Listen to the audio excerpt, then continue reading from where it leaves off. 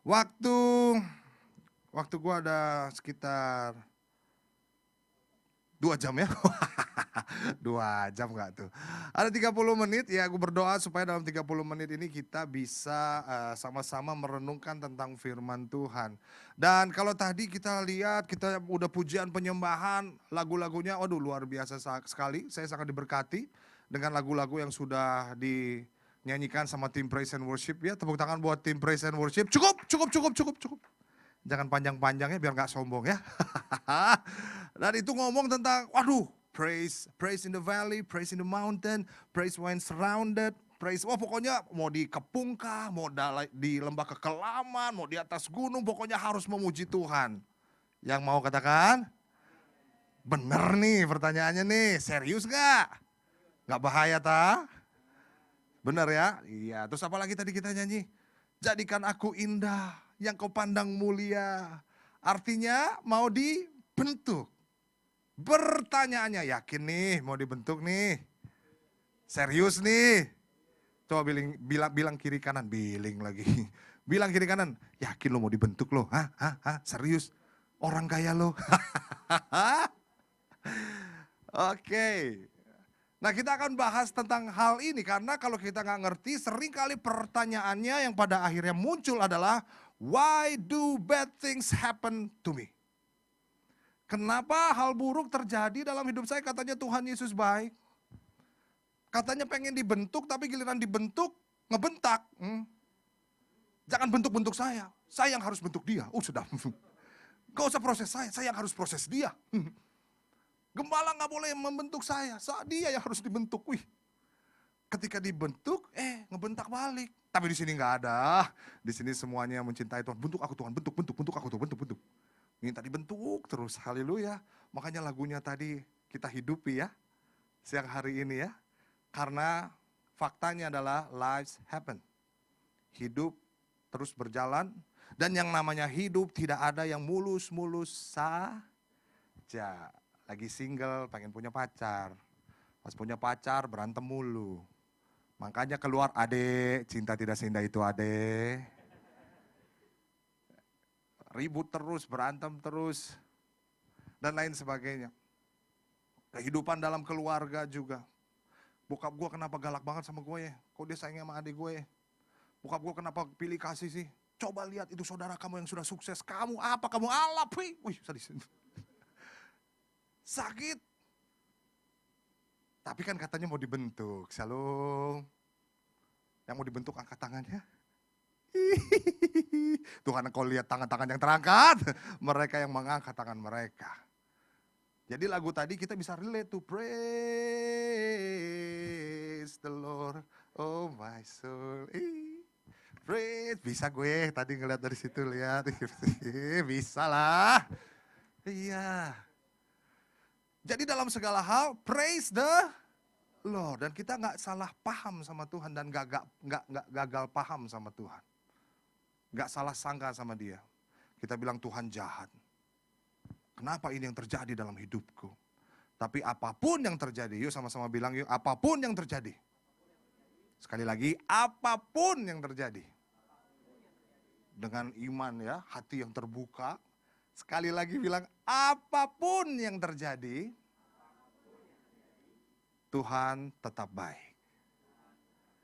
Oke, lanjut. Kita akan bahas sama-sama dari sebuah cerita yang teman-teman sepertinya udah sering baca dan sering dengar. Tapi ini ceritanya luar biasa waktu kita renungkan lagi. Yaitu tentang bangsa Israel keluar dari perbudakan Mesir. Nah langsung aja kita buka di Keluaran pasal 14 ayat 10 sampai 11. Ini dia. Supaya kita nggak salah sangka dan supaya kita nggak nanya-nanya terus why do bad things happen.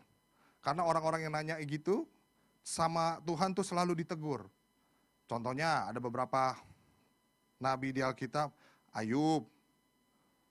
Contohnya lagi Habakuk, dia nanya kenapa begini, kenapa kok Tuhan saya doa kok nggak dengar ya. Ini kan udah kelihatan nih, ada masalah kok Tuhan nggak dengar ya, kenapa gini. Kitab Ayub juga ngomong why do bad things happen. Mereka saling adu argumen kenapa hal buruk terjadi. Tapi jawaban Tuhan keren banget, setelah mereka percakapan ngomong-ngomong jawaban Tuhan tuh keren banget ke Ayub dan teman-temannya itu yang sotoy, bilang sotoy. Kadang kita juga terlalu sotoy dan pengen kepo, padahal kita nggak bisa kepo. Karena Tuhan kita begitu besar, Tuhan jawabnya apa coba ke Ayub dan teman-temannya? Dia bilang gini, waktu saya buat dasar bumi, kamu di mana? Loh, tahu nggak kamu ukurannya berapa? Kamu bisa nggak nangkep, bahasa Inggrisnya bilang Leviathan. Leviathan apaan tuh? Tapi kalau bahasa Indonesia buaya. Bisa nggak kamu nangkep behemoth? Apa tuh behemoth? Di bahasa Inggrisnya behemoth soalnya. Bahasa Indonesianya kudanil. Bisa nggak? Oh, ya Ayub bilang nggak bisa. Iya. Ya udah nggak usah cari jawaban why do bad things happen. Keren ya. Orang dasarnya aja lo nggak tahu. Bangunnya juga lo nggak tahu. Kenapa salju bisa turun lo nggak tahu. Lo bisa ini nggak? Nggak bisa. Lo bisa ini nggak? Nggak bisa. Lo bisa ini nggak? Nggak bisa. Ya udah diem aja. Seru ya. Itu membuat Ayub diam. Gitu ya. Nah sekarang sama nih, ada pertanyaan juga dari bangsa Israel. Oke, Keluaran 14 ayat 10 sampai 11. Kita baca sama-sama ya. 1, 2, 3. Ketika Firaun telah dekat, orang Israel menoleh, maka tampaklah orang Mesir bergerak menyusul mereka. Lalu apa? Sangat ketakutanlah orang Israel dan mereka berseru-seru kepada Tuhan. Dan mereka berkata kepada Musa, apakah karena tidak ada kuburan di Mesir, maka engkau, apa dia bilang, membawa kami untuk mati di padang gurun ini. Apakah yang kau perbuat ini terhadap kami dengan membawa kami keluar dari Mesir? Sadis, ini kata-kata lebih tajam dan lebih menyakitkan daripada kata-kata netizen zaman sekarang, teman-teman. Ngomongnya in your face, depan muka. Musa maksudnya ya. Emang gak ada kuburan di Mesir? Sampai kita harus mati di sini? Belum lagi grupis-grupis yang rese, tahu kan lo suka ada grupis-grupis rese yang suka kasih kompor-kompor meleduk tuh. Yang kalau pas sudah, iya lo dia udah, tahu lu gimana sih, parah banget nih orang nih, iya mendingan kita gini, parah banget ini, ya kasih kompor-kompor gitu. Mereka marah ketika ketemu laut Teberau, laut merah, marah mereka. Mereka lupa kalau Tuhan baru saja membebaskan mereka dari perbudakan. Lo tahu gak berapa lama perbudakannya? 400 tahun diperbudak. Sampai emosi nih, maaf ya. Sorry ya, maaf ya. 400 tahun bos. Lalu mereka teriak, Tuhan tolong, aduh tolong. Kalau Alkitab bilang meraung, mengerang. Tolong Tuhan. Tapi Tuhan gak jawab ke Israel, dia jawabnya lewat Musa. Mereka teriak lagi, aduh Tuhan tolong. Saking stressfulnya ya. Tuhan gak jawab mereka, Tuhan jawabnya lewat Musa. Pernah gak teman-teman ngalamin waktu lu berdoa tapi Tuhan gak jawab? Kayaknya diem aja. Sampai lu salah sangka sama Tuhan, lu ngerasa Tuhan gak peduli sama gue. Pernah ngerasa kayak gitu teman-teman? Kayaknya Tuhan gak ngomong apa-apa. Tapi kalau kita kan kalau doa pengen banget Tuhan jawab langsung ya ke kita ya. Tapi dari sini kita belajar terkadang Tuhan gak jawab langsung ke teman-teman. Bahkan dia gak jawab melalui kamu. Tapi bukan berarti dia tidak sedang bekerja memberikan jawaban buat hidupmu dan saya. Yang percaya katakan amin. Tepuk tangan buat Tuhan kita. Dia sedang mempersiapkan jawabannya. Mungkin gak langsung, tapi dia udah siapin semuanya tuh. Dia sedang bekerja. Nah sama seperti ini. Dan pada akhirnya lewat Musa mereka keluar dari Mesir. Bahkan membawa berkas-berkas. Alkitab mencatat Tuhan membuat bangsa Mesir bermurah hati sehingga apapun yang dia minta dikasih. Sapi seru tuh. Oh iya, boleh buat saya, ambil. Sadis. Semuanya. Jadi mereka keluar dengan membawa banyak hal. Oh pasti itu sukacita, 400 tahun diperbudak, terus bebas. Apa rasanya sih teman-teman? Waktu lo setelah bebas cicilan motor gitu, lo bebas cicilan apartemen, rumah, rasanya happy banget. Waktu bangsa Israel dibebaskan dari 400 tahun perbudakan, lagu tadi, praise the Lord, oh my soul. Happy mereka, seneng banget. Tapi apa yang terjadi? Ketemu laut Teberau. Dan mereka komplain langsung sama Tuhan, kayak mana ini? Kayak mana? Gimana ini? Nggak bisa aja kita mati di Mesir aja. Emang gak ada kuburan di sana? Marah, komplain. Di sini mah gak ada yang pernah komplain sama Tuhan ya. Saya yang pernah, saudara gak pernah. Padahal sering banget ditolong sama Tuhan. Pagi tadi aja baru ditolong. Apa buktinya? Melek, lu bisa melek sekarang sampai sekarang di sini kan? Ada di situ, itu kebaikan Tuhan. Tapi waktu ketemu masalah, laut teberau, laut merah, kita kadang suka salah sangka sama Tuhan dan bilang, Tuhan jahat banget sih lo. Pakai lo gue lagi. Kayak ke siapa gitu. Gue tuh gak suka kayak gini, gue tuh kayak alur. Padahal, padahal sama Tuhan aduh ampun deh. Lupa kalau pernah ditolong terus sama Tuhan. Sama kayak bangsa Israel di sini. Itu saya, bukan teman-teman mah enggak. Teman-teman selalu bersyukur. Gloyut, shalom. Iya selalu bersyukur. Bahkan gue lihat dari depan mall aja udah angkat tangan mau datang ke sini kan. Saking rohaninya udah, oh Tuhan Roh Kudus, jamah. Setiap orang dikeplakin, terima. Saking rohaninya, sadis gak tuh. Itu gue, iya. Komplain, padahal udah ditolong sama Tuhan. Tapi kalau kita lihat justru bangsa Israel ke Laut Teberau itu karena tuntunan Tuhan. Lihat deh, dituntun sama Tuhan loh ke Laut Teberau. Makanya mungkin mereka komplainnya di situ, kok tuntunan Tuhan kayak gini. Membuat saya ketemu masalah ini diizinkan terjadi, kenapa ya? Pertanyaannya jadi kalau ketemu Laut Teberau, apakah artinya Tuhan jahat dalam hidup teman-teman dan gue? Nah kalau dalam konteks ini kita buka Keluaran 13, ini pasal sebelumnya. Pasal sebelumnya Keluaran 13 ayat 17 sampai 18. Ini menarik sekali. Firman Tuhan bilang begini, setelah Firaun membiarkan bangsa itu pergi, Allah tidak menuntun mereka melalui jalan ke negeri orang Filistin. Walaupun jalan ini yang paling dekat. Wah, tuh lihat tuh. Walaupun jalan ini jalan yang apa? Ada jalan yang lebih dekat bos. Paling dekat, tapi Tuhan tidak menuntun mereka ke situ karena ada siapa? Ada orang Filistin. Sehingga Tuhan tahu, cilaka ini mah mereka mah. Bisa-bisa mereka balik lagi, nyesel baliklah mereka lah, udahlah.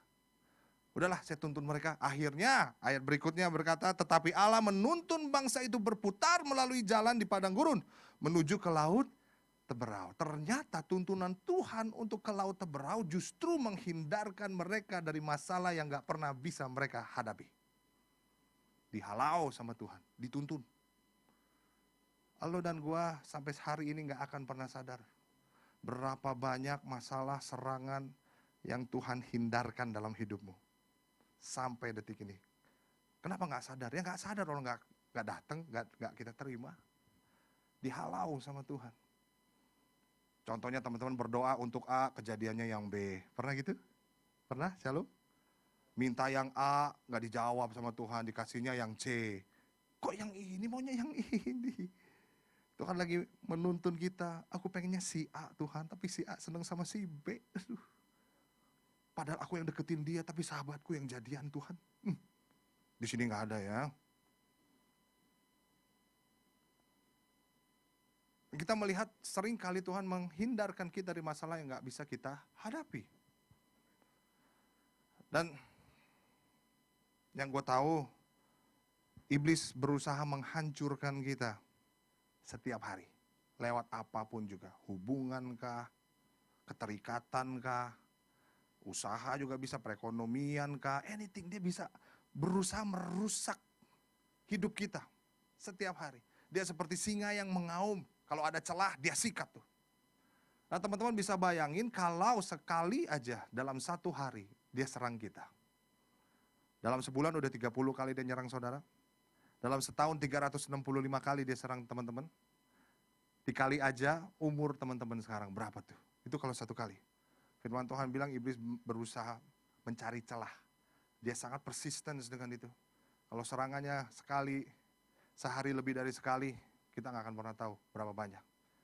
Tapi yang kita perlu tahu, Tuhan juga dahsyat ya, haleluya.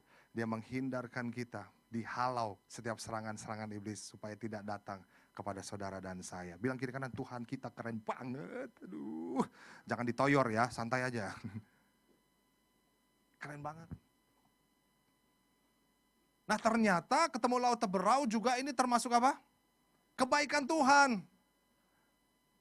Waktu kita menghadapi masalah yang diizinkan Tuhan terjadi, itu juga artinya apa? Kebaikan Tuhan. Shalom. Ternyata kebaikan Tuhan juga Karena ternyata tadi kita lihat ayatnya, Tuhan tuntun. Tuhan tuntun kita. Tuhan mampu membuka pintu dan orang lain tidak dapat menutupnya. Tuhan mampu menutup pintu dan orang lain tidak dapat membukanya. Jadi mulai hari ini bersyukur ketika Tuhan bukakan pintu dalam hidup saudara dan saya. Tapi juga lo harus bersyukur ketika Tuhan tutup pintu buat lo dan gue. Yang mau katakan amin. Menarik ya. Jadi kita lihat apapun yang terjadi, Tuhan baik. Sesuai atau tidak sesuai ekspektasi kita, Tuhan tetap baik. Dan yang menarik, Keluaran 14, ini respon dari Musa. Aduh keren banget nih, langsung diulti sama Musa. Ketika semua lagi pada rusuh, ribet, waduh chaos. Keluaran 14 ayat 13 sampai 14, firman Tuhan bilang begini. Tetapi berkatalah Musa kepada bangsa itu, janganlah takut. Suaranya bijaksana ya. Biar bayangan kita ekspektasinya bijaksana. Gue gak kebayang kalau suara Musa, jangan takut. Pasti jangan takut, keren. Langsung diulti sama Musa. Musa bilang begini, janganlah takut. Berdirilah tetap dan lihatlah keselamatan dari Tuhan yang akan diberikannya hari ini kepadamu. Sebab orang Mesir yang kamu lihat hari ini tidak akan kamu lihat lagi untuk selama-lamanya. Tuhan akan berperang untuk kamu dan kamu akan diam saja. Oh gak ada saudara. Gak ada ya, maaf. Saya terlalu bawa suasana. Gak ada ketawa itu. Tapi keren banget, ini keren banget. Diulti sama Musa. Itu orang Israel sih. Keren juga nih pemimpin gua nih. Sadap. Dan lo tahu apa yang terjadi berikutnya? Musa kan langsung berdoa, terus dia hadapin laut Teberau itu kan. Jadi lo bisa bayangin situasi, kondisi pada saat itu kerennya minta ampun. Gimana sih Musa? Gak ada kuburan apa di Mesir. Terus dia bilang, ispostas. Ya artinya ya baca sendiri lah. Tapi jangan percaya ya.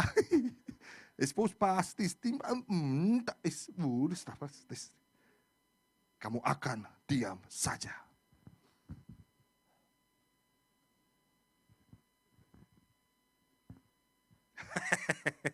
Lalu apa yang terjadi? Dia mengangkat tongkat dan menjulurkan tangan, bukan lidah. Gitu. Tangan. Udah gini. Nah, waktu sekolah minggu tuh gue diajarin waktu Musa, adik-adik waktu Musa mengangkat tongkat dan menjulurkan tangan, laut terbelah. Seketika juga laut terbelah. Kita anak-anak sekolah minggu, wah dahsyat, aku pengen jadi Musa. Tapi pas gue baca lagi, kayaknya guru sekolah minggu gue harus bertobat teman-teman. Karena ternyata tidak langsung terbelah. Semalam-malaman Alkitab bilang, lu bisa bayangkan awkward moment dipersembahkan pada saat itu? Ini gila banget. Kalau ada jangkrik bunyi dia. Tuhan akan berperang ganti kamu. Dan kamu akan diam saja.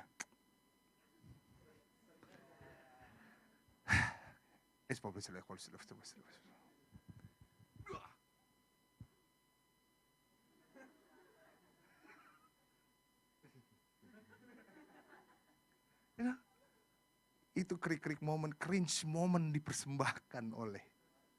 Kalau gue jadi Musa, Tuhan tolonglah. Ini udah dibully nih gue nih Tuhan, tolong saya udah dibully nih, tolonglah, tolong. Gak terbelah teman-teman. Kalau gue jadi orang Israel juga gue akan, dia ngapain sih ini orang? Ya sih, awkward moment. Tapi Musa percaya, untung beneran tangan, untung bukan lidah yang semalam-malaman kering itu, gusi, bener deh. Jadi kan saat akhirnya apa yang terjadi? Musa percaya karena ada angin yang bertiup toh. Nah angin itulah yang akhirnya membelah lautan, laut Teberau. Akhirnya mereka pergi tuh, lewat. Nah kita ini udah sering ya denger ini ya. Tapi waktu kita renungkan ini ada sesuatu poin di mana justru laut Teberau adalah bukti Tuhan menunjukkan bahwa dia itu baik. Bahkan lewat masalah, lewat struggle, lewat tantangan yang mungkin kita suka protes sama Tuhan. Tapi justru tantangan itu akan membuat kita yang tadi, jadikan aku indah yang kau pandang. Kita lihat. Nah, Gue akan berusaha kita balik ke momen itu ya, setuju ya teman-teman ya. Sean boleh bantu gue, Sean? Maju ke depan bro. Tepuk tangan buat dia. Cukup, cukup, cukup, cukup. Jangan panjang-panjang ya, sekali lagi biar gak sombong. Nah karena lu udah gue ajak ke depan, lu boleh tunjuk satu volunteer lagi untuk maju ke depan. Siapa kira-kira? Cowok. Rege.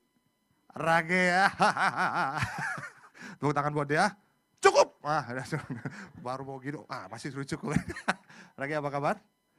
Luar biasa. Yes, yes, yes. Oke, nah kita akan coba set awkward moment dipersembahkan tadi ya teman-teman ya. Jadi ada orang Israel, ada orang Mesir. Nanti tepuk tangan saudara menentukan dia jadi orang Israel atau jadi orang Mesir. Ya. Sean, apakah saudara setuju, teman-teman setuju dia jadi orang Mesir? Kalau setuju tepuk tangan yang keras buat Sean. Enggak setuju lo orang baik-baik ya bro. Kayaknya ya sudah lah ya. Jadi orang Israel lah ya, orang Mesir lah ya. Mesir nggak apa-apa ya. Coba jauh-jauh sedikit. Kalau boleh di itu Sudirman jauh sedikit. Boleh. Oke. Shalom. Ini orang Israel, saudara. Saudara nggak bisa protes karena saya yang jadi Musa. Setuju ya? Saya yang pegang mic nih. Jadi ketika Musa ketemu laut Teberau,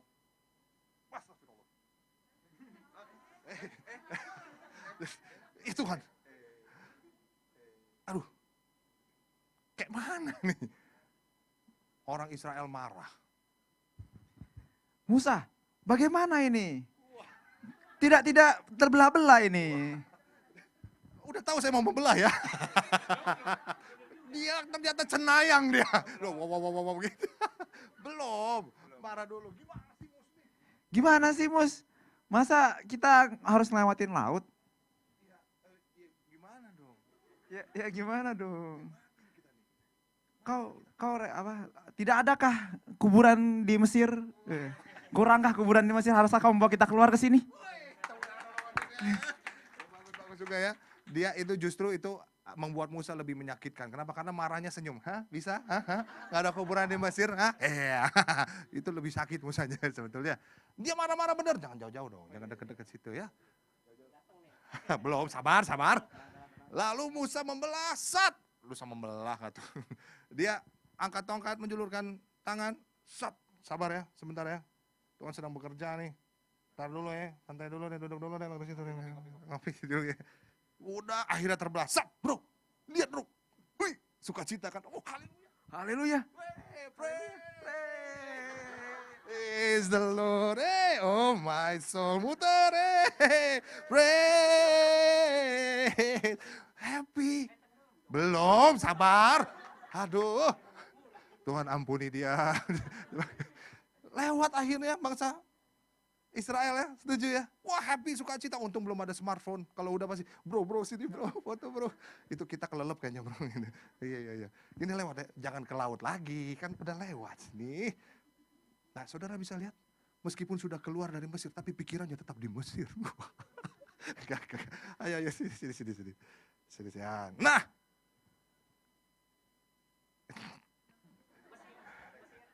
Mesir melihat bahwa bangsa Israel keluar, bisa lewat Laut Teberau, dia dengan kereta kudanya. Fir'aun langsung mau melewati laut itu. Kereta kuda, ya sikat. Kuda. Sebentar. Mukanya yang galak dong. Masa Fir'aun, kerang gitu, mana matanya? Wah itu tidak. Siap. Iya bener, Yamaha. Ya. Mundur. Ulang. Oke ya. Bangsa Mesir berusaha lewat. Sat! Ketoprak. Stop. Apa yang terjadi di sini teman-teman? Lautnya tertutup. Selesai dia. Habis dia. Tenggelam, kelelep, udah gak ada nyawa. Mati mereka di situ. Nah teman-teman harus tangkap ini. Ini dia teman-teman.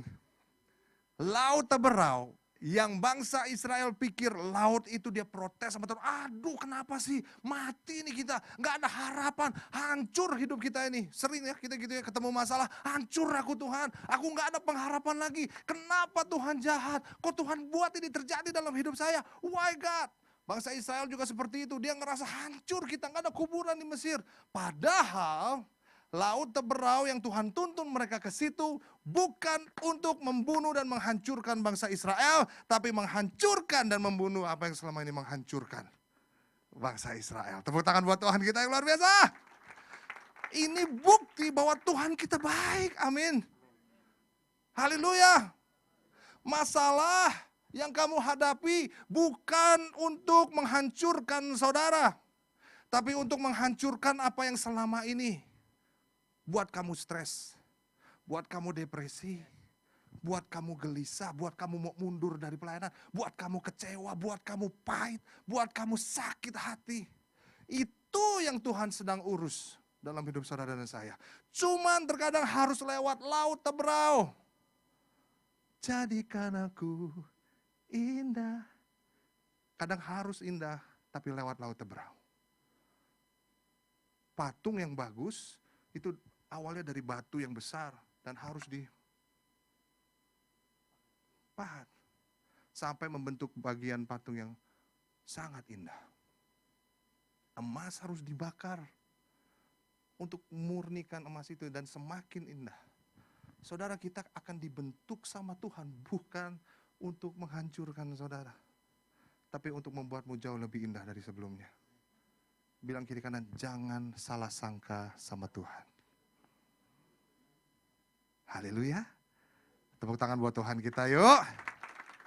Terima kasih brother, terima kasih. Tepuk tangan buat mereka. Ya bagus.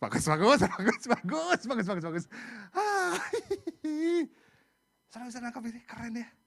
Kita pikir masalah ini hancurin kita, tapi enggak Ternyata itu menghancurkan berhala yang ada di hati kita. Saudara, kalau berhalamu penerimaan, lu akan dikirimin orang-orang yang mungkin membuat kamu serasa tidak diterima. Lu mungkin ketemu orang yang kalau lewat dia gak negor. Kok gak negor gua dia? Kenapa dia gak negor saya? Saya ini youth udah lama. Pas saya lahir dia belum. Udah ikut youth saya. Dia belum. Bentar lagi mau Natalan. Masuk panitia Natal. Kasih ide di grup, gimana kalau Natal kita gini, bagusnya tuh gini, nanti pas jam ini, nanti abis itu dramanya, abis itu gini, set, gak ada yang balas. Tiba-tiba ngomongin yang lain. Yang kasih ide, keluar. Left group, set. Kenapa left group? Ya kan buktinya ide gue gak diterima. Untuk apa gue ada di situ? Sadis. Lewat lagi tuh, berhala. Datang ke gereja di Youth Glow. Kok gak ada yang nyapa gue ya? Gereja macam apa ini? Hah? Gereja harusnya menerima dong. Gereja harusnya yang bisa memperhatikan domba-dombanya. Ya benar sih. Tapi terkadang itu menjadi senjata buat kita jadi pusat. Yang lainnya kita jadi matahari, yang lainnya jadi kayak planet yang nginderin kita. Padahal yang jadi pusat harusnya bukan kita. Yang jadi pusat siapa? Yesus. Kadang problem membuat berhala dalam hati kita. Keluarga nyakitin. Muncul di sini, aduh, kita harus cek kenapa ya aku harus sakit hati ya. Kenapa ya keluarga aku kenapa aku harus marah ya, kecewa ya. Tanya lagi, itu berhala akan muncul ketika kita lewat masalah. Suffering will always reveal idols of the heart. Apakah ada Yesus, ada yang lain selain Yesus di hati kita? Nah, Tuhan mau berurusan dengan itu. Supaya saudara dan saya menjadi jauh lebih indah. Yang percaya katakan amin. Yang mau dibentuk sekali lagi, angkat tangannya. Saya nggak tahu apa yang sekarang saudara sedang alamin. Mungkin saudara ada di dalam batas pengen mundur dari pelayanan karena satu hal dan lain hal. Saudara lagi capek melayani, atau saudara lagi marah sama keluarga, atau saudara lagi pahit, lagi sakit hatimu dan lain sebagainya. Hari ini mungkin masalah itu terjadi untuk membongkar isi hati kita. Siapa yang ada di dalam hati kita? Yesuskah yang jadi pusat? Atau masih ego kita? Atau masih berhala yang kita punya? Nah saudara, lagu tadi boleh saya undang pemain Brother Tanjidor. Ya. Lagu tadi itu, jadikan aku rendah.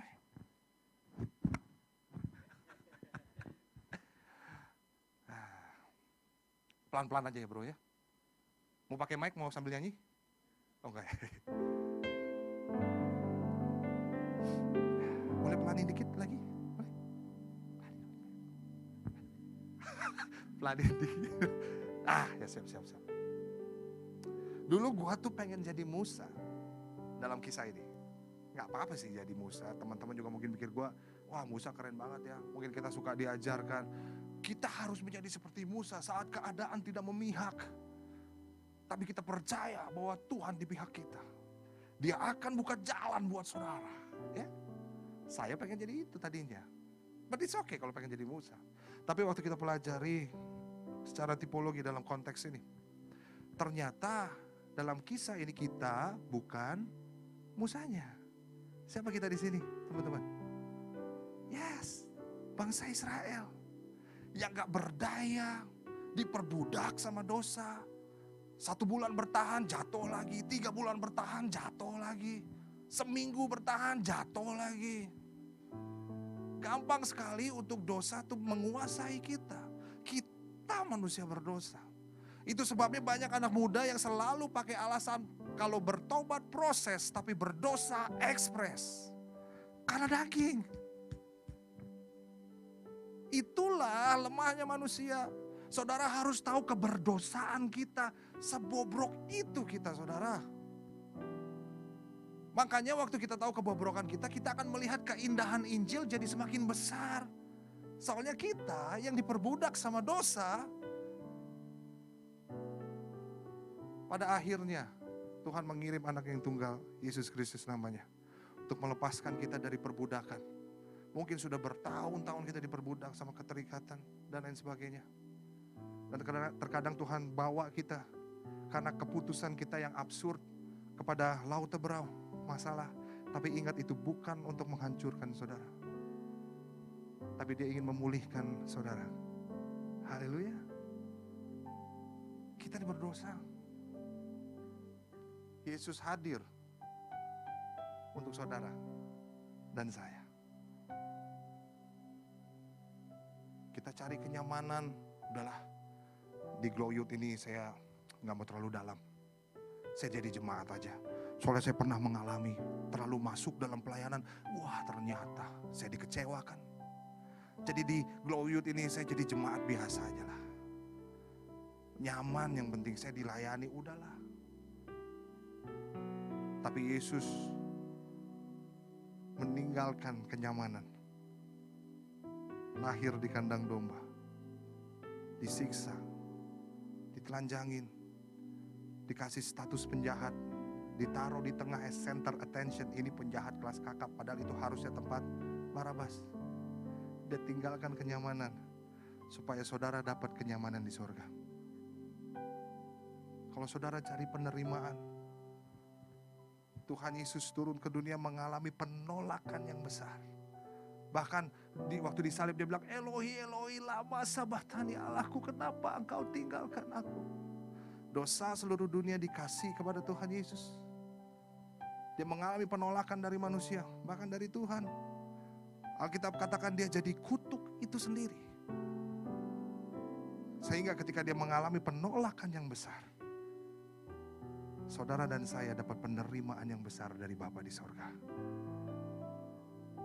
Ada anak yang saya bina ngomong, Kak saya sakit hati sama dia. Loh kenapa? Karena perkataan dan perlakuan dia sama saya. Loh kenapa gitu? Iya harga diri saya diinjek-injek Kak.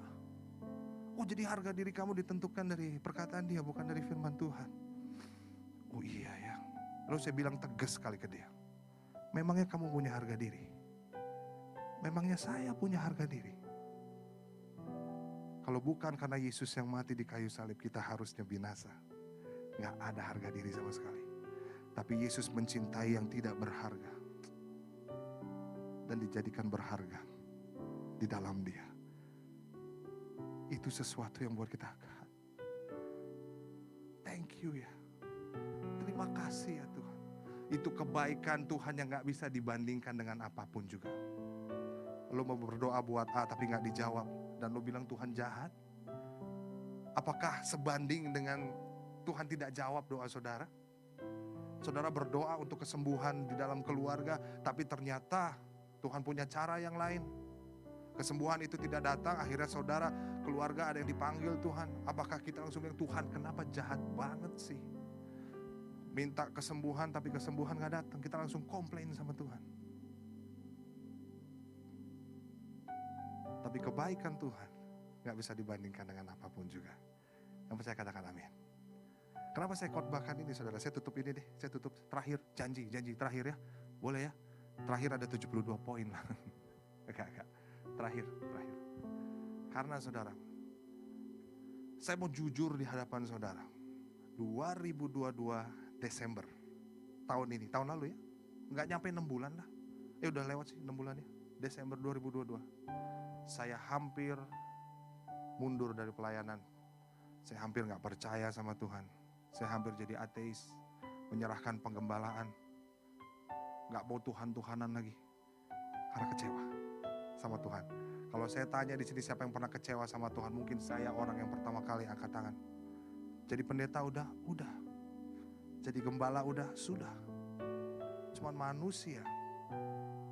Lemahnya di situ, transaksional dan terbatas. Idenya adalah kita butuh sesuatu yang tidak terbatas, yaitu Tuhan. Karena kita gak bisa tanpa Tuhan. Singkat cerita, Januari 2021 papa saya seorang drummer. Dia harus diamputasi kakinya karena gula. Pertanyaannya, apakah saya gak berdoa untuk papa saya untuk kesembuhan? Berdoa. Udah pakai minyak urapan, udah macam-macam, gak sembuh. Sedih kami, yes. 2 bulan kemudian, sedihnya belum habis, itu Januari. Februari, bulan Maret, mama saya dipanggil Tuhan. Gara-gara kanker paru-paru. Pertanyaannya, apakah saya gak berdoa untuk kesembuhan? Berdoa. Sebagai pendeta, justru saya berdoa. Tapi kesembuhan gak datang juga. Nah disitulah mulai ketemu laut Tebrau. Saya ngeliat Tuhan, mana? Mulai transaksional, saya kan udah pelayanan. Saya udah ke gereja loh. Saya tinggalin pekerjaan saya yang lama. Fokus melayani full timer loh. Mana janjinya? Kok saya gak dapet ya? Tapi di lain pihak ada orang yang sering bersaksi, tahu gak papanya dia tuh harusnya sudah meninggal. Tapi Tuhan bikin mujizat luar biasa, sampai sekarang masih hidup tuh. Tapi dalam hati kok saya enggak ya? Sudah pernah ngalamin hal itu? Tapi singkat cerita saya bilang, sudahlah. Rumah mama mungkin sudah jadi. Karena saya tahu bahwa dokter vonis 6 bulan. Tapi ya akhirnya Tuhan kasih waktu buat mama saya 2 tahun. Puji Tuhan ya. Itu ya tepuk tangan boleh buat Tuhan kita. Buat saya, oke lah, mujizat. Tapi ini pamungkasnya. 2022 November. Adik saya divonis dokter, umur 25 tahun. Divonis dokter kanker serviks. Dan dokter bilang, Pak, ini pengobatannya bukan untuk sembuh, tapi hanya untuk memperpanjang hidup. Di situ saya marah sama Tuhan. Apalagi sih Tuhan, gak cukup apa kehilangan kaki. Gak cukup mama engkau ambil. Sekarang adik saya masih umur 25 tahun, kalau Tuhan sembuhin dia bisa pelayanan loh. Bisa kasih kesaksian buat generasi. Kok sekarang begini? Lalu saya tanya adik saya, tapi ini yang mengagetkan saya. Saya tanya, gimana deh? Kamu baik-baik aja gak? Ya jelas enggak ya. Tapi ada sesuatu hal yang dia bilang. Gak apa-apa kak. Tuhan Yesus baik. Kaget. Saya bukannya bertobat malah tambah marah saudara. Nih Tuhan. Ada sakit, ada kanker, tapi dia bilang Tuhan Yesus baik. Sembuhin dong. Harusnya gitu saudara. Setuju gak? Harusnya. Dia bersyukur kok. Kok ini gak sembuh? Ada kanker lagi gerogotin, kenapa gak sembuh? Dia bersyukur. Malamnya saya temenin dia di rumah sakit, nangis, dia nangis, terus nangis. Saya trauma sama tahun lalu, mama saya meninggal. Saya tanya, Dek, kamu kenapa? Sakitnya di mana? Aku panggilin dokter ya, dia nangis terus. Terus dia bilang, enggak Kak, enggak apa-apa. Kenapa kamu nangis? Tuhan Yesus baik banget Kak. Wah, di situ saya ngerasa, aduh saya pendeta ya. Tapi kalau saya nggak bisa ngelihat apa yang adik saya bisa lihat gitu. Dia bilang Tuhan Yesus baik waktu kanker lagi grogotin tubuhnya saudara. Dia bilang Tuhan Yesus baik. Di situ saya bilang Tuhan, ampuni aku. Iman saya mulai tumbuh. Saya cerita dia pengen kemo, saya temenin lagi. Dek ini kemo pertama, kamu semangat? Semangat Kak. Aku cuma 6 kali kemo, aku masih muda, bisalah, lancar lah. Doain ya Kak, iya aku urus dulu ya. Soalnya kalau kemo pertama kamu harus nginep. Efek sampingnya gak tahu apa. Oke, iya. Saya urus. Dia diperiksa sama dokter, kondisinya tiba-tiba dokternya keluar. Pak maaf, adiknya gak bisa kemo. Kenapa? Adik bapak kena COVID. Waduh saudara, itu langsung benteng pertahanan saya runtuh. Pak, saya langsung Tuhan maksudnya apa? Marah saudara. Rumah sakit gak terima karena itu COVID. Jadi saya pindahin ke rumah sakit COVID. Tapi dia juga gak terima karena kanker. Takut kenapa-napa. Jadi adik saya harus pulang dulu saudara. Saya situ marah banget sama Tuhan. Saya tanya, saya pengen cari temen gitu ya. Kamu kecewa sama Tuhan kan? Tapi sekali lagi dia bilang, enggak Kak. Tuhan Yesus baik ya. Aduh. Itu dalam hati saya bodoh amat ah.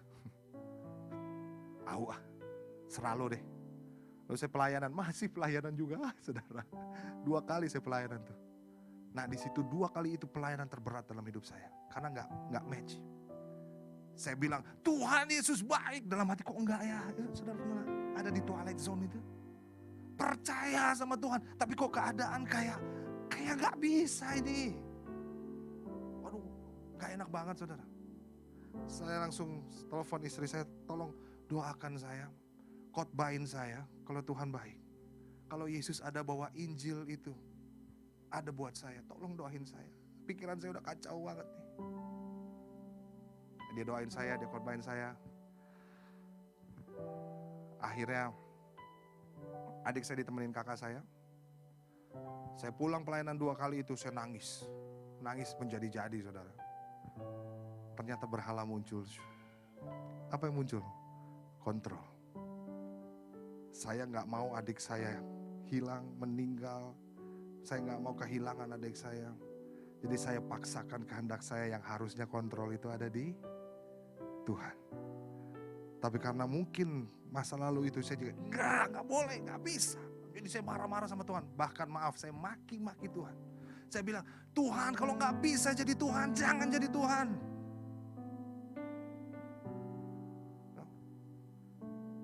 Nangis. Tapi indahnya Tuhan tuh seperti ini saudara. Setelah saya capek nangis di mobil, gak tahu mau ngapain. Kayak give up, nyerah. Di situ Roh Kudus bekerja. Aduh, indah banget. Sentuhan lembut. Suara lembut berkata, it's okay Marsha, I'm in control. It's okay. Tapi tetap berhala yang muncul. Gak bisa Tuhan, harus sembuh dong. Harus. Saya gak mau kehilangan adik saya. Tapi suara lembut itu ngomong gini, ini yang mengubah hati saya. Marsha, bukankah aku harus kehilangan anakku yang tunggal? Mati di kayu salib. Untuk kamu dan untuk adik kamu. Supaya apa? Supaya selesai dari sini, kamu akan bersama-sama denganku di dalam kekekalan. Di situ saya Tuhan nangis saya saudara. Iya. Terakhir suara lembut itu berkata, your sister safe with me. Langsung Tuhan, ampuni aku. Iya. Bapak di surga harus melihat anaknya yang tunggal disesat, dicaci, dimaki, dan dia gak bisa berbuat apa-apa. Bukannya dia gak bisa, dia ya. Karena itu memang sudah jalannya. Harus ada yang dibayar. Kesalahan saudara bukan gratis, saudara terima gratis. Tapi itu ada yang bayar saudara. Namanya Yesus. Harusnya saudara terima kutuk karena dosa. Kita terima kutuk karena dosa.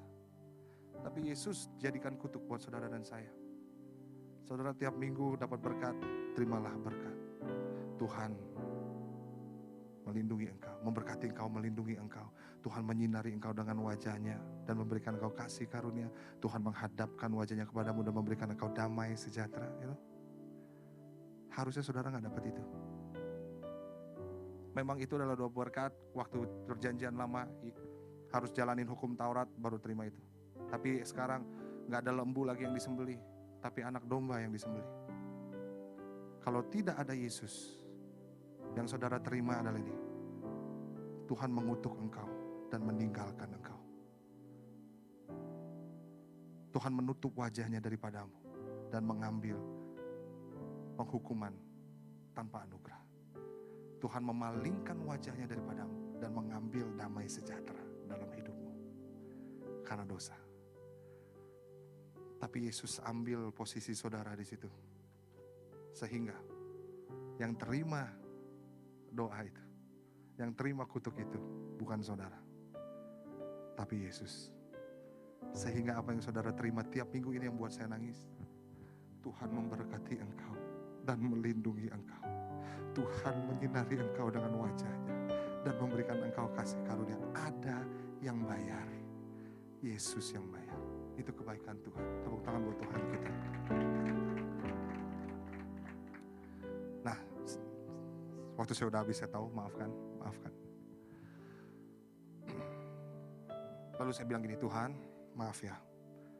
Saya serahin Kesia ke dalam tangan Tuhan. Sembuh gak sembuh, jadilah kehendak-Mu. Tapi aku bersyukur, terima kasih. Sudah kasih aku waktu 25 tahun untuk bersama dengan dia. Tuhan lebih sayang daripadaku. Subuh jam 5, adikku video call, dia bilang, Kak, panggilin ambulan dong. Oke, aku cari ya. Saya cari, pas lagi cari, kakak saya nelfon, Marsha, Kesia sudah tidak ada. Dalam hati saya bilang, puji Tuhan. Gimana ceritanya, Kak? Ya, waktu kamu panggil ambulans, dia bilang ke kakak saya, Kak, maaf ya, aku nyerah. Karena kita berdua selalu, kuat ya, kamu sehat ya, ini ya. Tapi bilang, Kak, aku nyerah. Maafin aku ya, aku nyerah.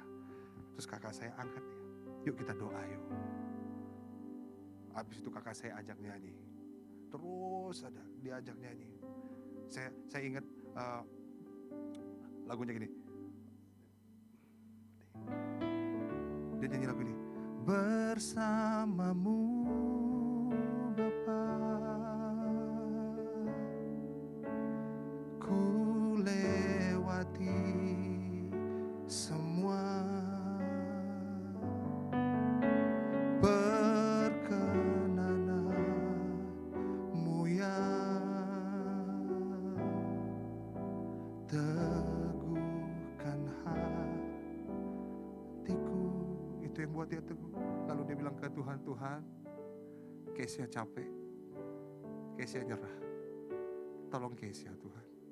Disitulah dia menghembuskan nafas terakhirnya. Lalu saya bilang, Tuhan, thank you, udah reveal berhala dalam hati saya. Terima kasih Tuhan. Sejak saat itu saudara, saya bilang sama Tuhan, Tuhan, sebuah privilege ketika Tuhan masih kasih nafas buat kita di sini. Saudara, kita gak akan pernah tahu sampai kapan kita ada di dunia ini. We will never know. Gak pernah tahu. Adik saya sehat-sehat kok, sebulan meninggal. Kita gak pernah tahu. Tapi satu hal yang kita tahu, Yesus mati buat saudara dan saya. Supaya setelah kita selesai dari tempat ini, kita ada jaminan dalam kekekalan bersama dengan Dia. Kebaikan Tuhan tidak bisa dibandingkan. Apakah saudara mendapatkan jawaban ya atau tidak sama Tuhan?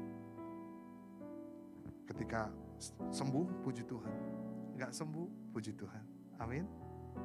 Ketika saudara dapat doa yang A, puji Tuhan. Kalau enggak dapat yang A juga, puji Tuhan. Semua itu Tuhan tahu yang terbaik dalam hidup saudara dan saya.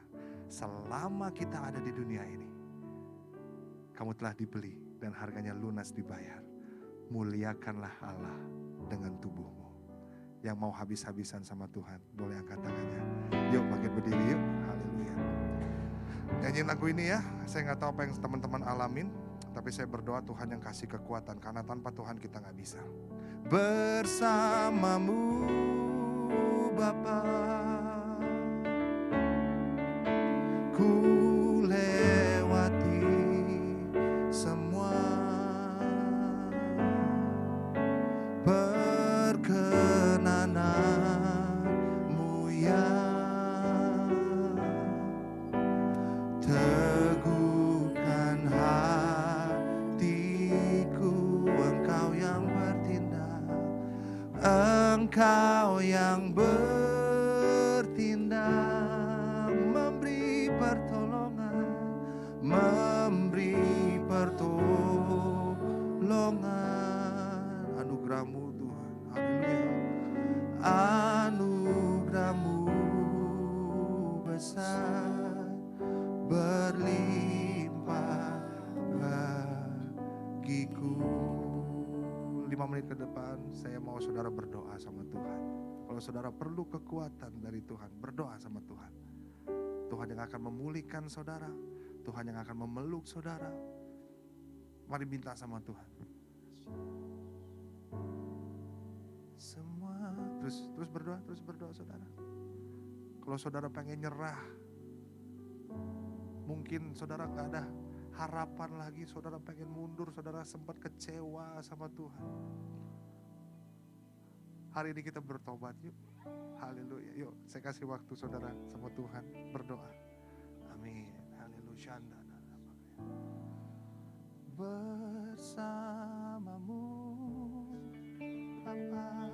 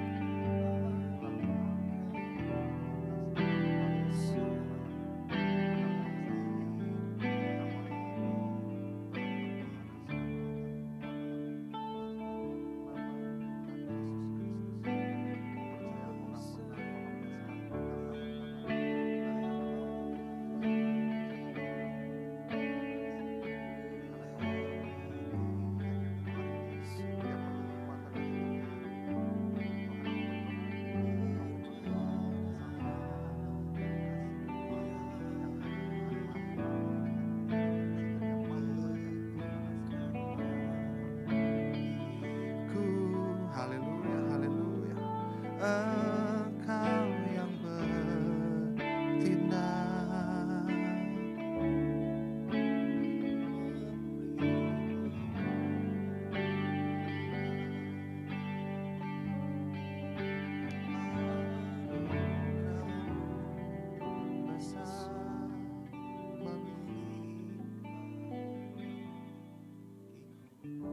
Bapak, biar hari ini kami bertobat Tuhan.